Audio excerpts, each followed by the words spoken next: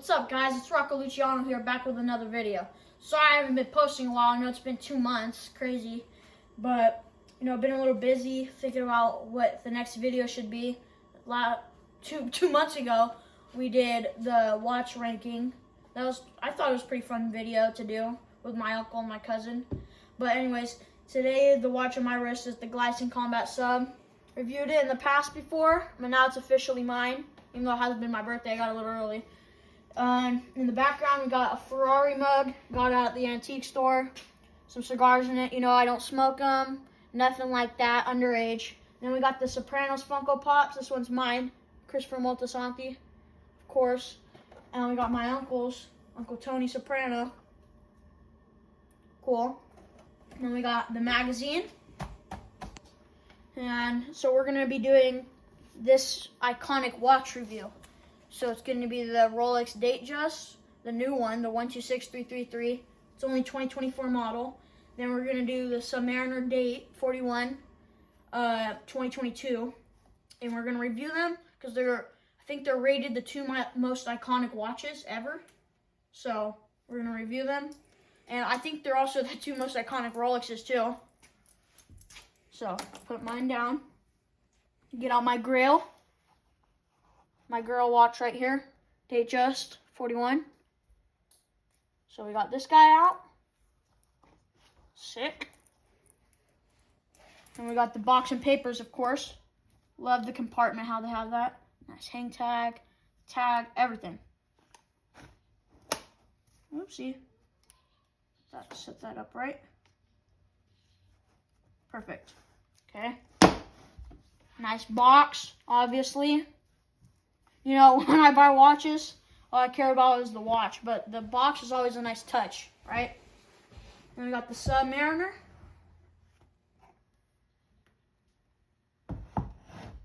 This is also my second favorite watch. I got my top 3 favorite watches are this Datejust right here. The Submariner right here is my second favorite watch.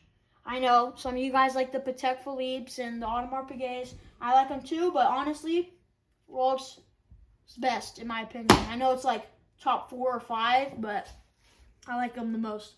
And then my third favorite is the Date 8. I don't care if it's the vintage one, the 36, but I like the bigger ones, like 41s and 40s. So the Date 8 40, the one with the champagne dial, yellow gold fluted bezel, with the loom sticks, that's the one that I like right now. But the vintage one, same thing, loom sticks. Actually, they didn't have loom sticks. They had the little ball loom. Like at the end of each stick, they had the little tiny circle with the loom. So anyways, so this watch was the first ever date watch. Perfect in my opinion, in every aspect. I like gold, and I like silver for my watches. I like gold for like my chain, or like a bracelet, or like a wedding ring. I like gold, right? And then for like my everyday watch, I like a steel, right? Like this. This is like perfect everyday. It's rugged. It goes with style. I mean, the only thing that is this one, the only difference really is obviously this one's a $10,000 watch, Swiss made in a Rolex, but off of looks, it's just the black bezel and the black dial. And then obviously like the micro adjustments, the glide lock, obviously. So I like steel, but for this two-tone, this is the watch that really got me into watches. And I just love the two-tone because it's got a good ratio of gold and silver, stainless steel. And I like this one the most out of my Datejust configuration. I like this one the most. But then my second one would be silver dial because then it would be like all two-tone, like gold, silver, gold, gold, silver, silver. You know what I'm saying? Perfect, right? Then this watch, I reviewed it in the past. I didn't think I did a very good job reviewing it, so I'm kind of making this a review, and then I'll talk about which one you should buy towards the end. So this one, I love the micro adjustment. It's only like one little click, right? And I like how it sits inside so you can't notice it. I remember when I had that Pagani design Datejust because I wanted the Datejust, but obviously I couldn't get it, right? the micro adjustment went out of it, so it didn't look right. I sold that one because I'm not into the homage. Thank God. I don't know what got me into that one. I think I might get a Seiko Datejust to fill in that. You know what I'm saying? Fill in that need. And the Submariner, I sold the sub Pagani design too. So all the Paganis I had two, and I sold them to a family friend, and he's enjoying them. Good for him. Good for me. I got some money out of that. So now the Submariner. This is the best diver. Okay, I know it doesn't go as far as some of the other Rolex models, as far down in the ocean, but I mean, unless you're like a super scuba diver, what do you need that for? Like, the only time I wear this in water is when I go to the pool. I don't really go in the ocean much. I just wear this thing in the pool and it holds up well. And the Submariner, of course it holds up well. It's built for that. And I love the design. It's so simple, but it never goes out of style. And some people like the plain dial where there has no date. I like that one too, because it's like symmetrically even. But I like the date because I like to see the dates on my watches. Sometimes I'll forget the date, and obviously you can just look at that. Well, obviously the diver feature and the bezel is very good. That tick is great, right? And this Datejust, obviously the bezel doesn't smooth unless you have a Sky Dweller. The fluted bezel spins, moves. But this watch, it has no wear. Brand new. Well, almost brand new. It's 2024, November 30th. Got this in. See? Hardly anywhere. Perfect watch. Love this thing. So, now I'm going to talk about which one's more iconic. I think the most iconic one is the Submariner. You know why? I think it's...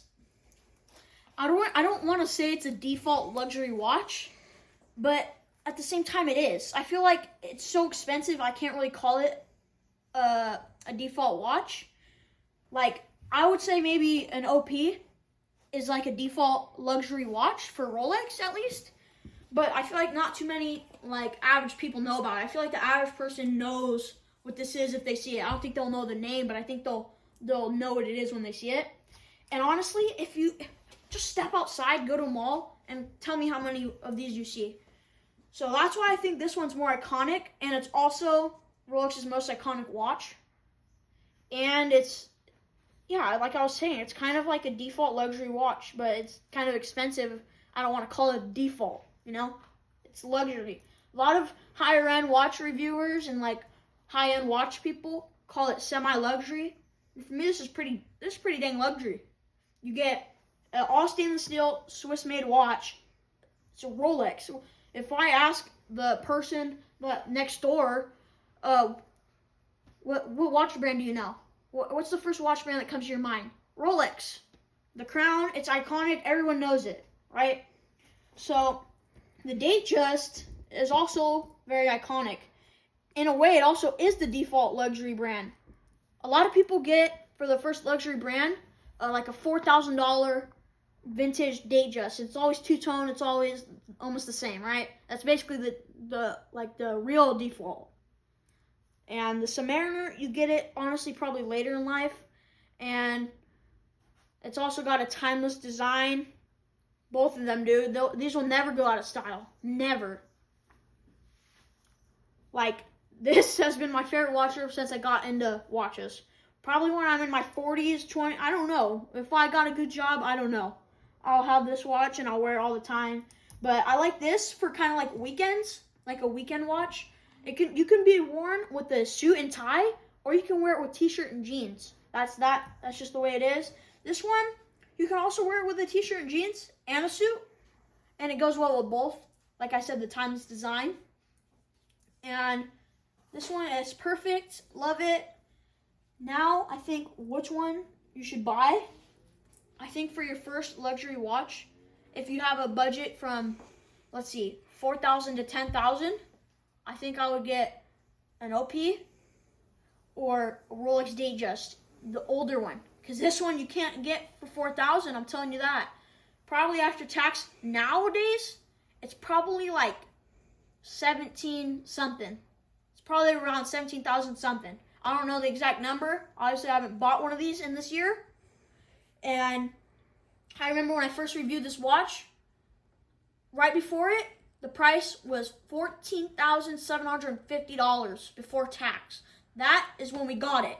And after tax, I think it was 16,120 or 16,220, something like that. But now, since we got it, it's gone up 2 times. The first time it went up, it went to 15,050. Second time, which is right now, present day, it went up to 16,100. You know why? That's because gold prices is going up. That's why you should get a nice gold watch, because they go up in value, but only real gold, of course. And if you want to get an investment piece, get a Rolex. I would always go for a Rolex because most of them go up in value, right? Like, take a look at the Rainbow Daytona. What's that one guy's name? That one watch guy. He's got red hair. He looks like Elton John a little bit. He has this Rainbow Daytona, and as soon as he bought it, it went up in value. They're good. Always Rolex is good in value. Like, all gold watches after this year, after January, after New Year's, all the gold watches went up because gold prices are going up, right? But honestly, I think you should get a Datejust first. I think you should get that one instead of the Submariner. And I'm not saying that because this is my favorite watch. I'm saying that out of not quality in a way. I'm talking about as it goes with everything, and this one goes with everything too. I'm talking about like price range. You can't really get a Submariner for $4,000 unless it's way vintage. Most of them are like 10 to 15,000 range. But this one, you can get anywhere from 2,000. I've seen ones go for 2,000 to 7,000. 7 probably the highest you can get for a vintage one. You know, hit up Trax NYC, Moses the jeweler, what's his name, Tyler, all of them boys in New York. They'll get you one of those for like $4 as average price. So I think for price range, you should get this. I think for everyday, you should get this. You know, with that being said, I think both of them are iconic in their own way, and both of them are very good in their own way. But if you don't have that money, get a Glycine. I'm telling you, they're the best underrated Swiss watches. I love this thing. I wear it every day. I don't even wear my other watches hardly anymore. But anyways, Datejust, get it. You will not regret it. But make sure you take care of it, because gold, you don't want to scratch it. You don't want to scratch your perfect watch, right? And you got to make sure you know how you're buying it, who you're buying it from. You got to look at it. Make sure the bracelet's not all boom. You know what I'm saying? Like, we went to the pawn shop yesterday, saw a Datejust. My God, it looked like the bracelet was going to fall off. You got to get a good one. Submariner, I think you should get later in your life. I think you should get this first, a vintage one. I think if you want to get a vintage one, or if you don't want to get a vintage one, then you got to wait later in your life unless you got a lot of money, right? I think this is you're in your 40s from wherever. This is a grandpa's watch, you know? People know it as that. Anyone can wear it. The rich teenagers, it's like that's the first watch they think of is the Datejust. I'm telling you, I've seen it. And then 40-year-old, you know, they love it.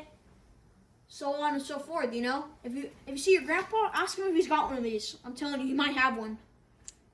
But yeah, I think you should get the Datejust for your first luxury watch. And then Submariner later in your life, and you can go from there. Cartier Santos, all of them are good. Like Santos, Panerai. Panerai, I know Nico Leonard don't like them, but I like Panerai. I like some Panerais.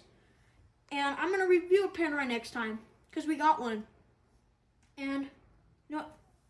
Pow. I'm going to see you in the next one. But remember this. I'm Rocco Luciano, and I'm reviewing these Rolexes at 12 years old. Crazy. I'm about to be 13, so I'm going to have to change the catchphrase. But this guy is my second favorite, and this guy is my first favorite. Love you guys. Bye.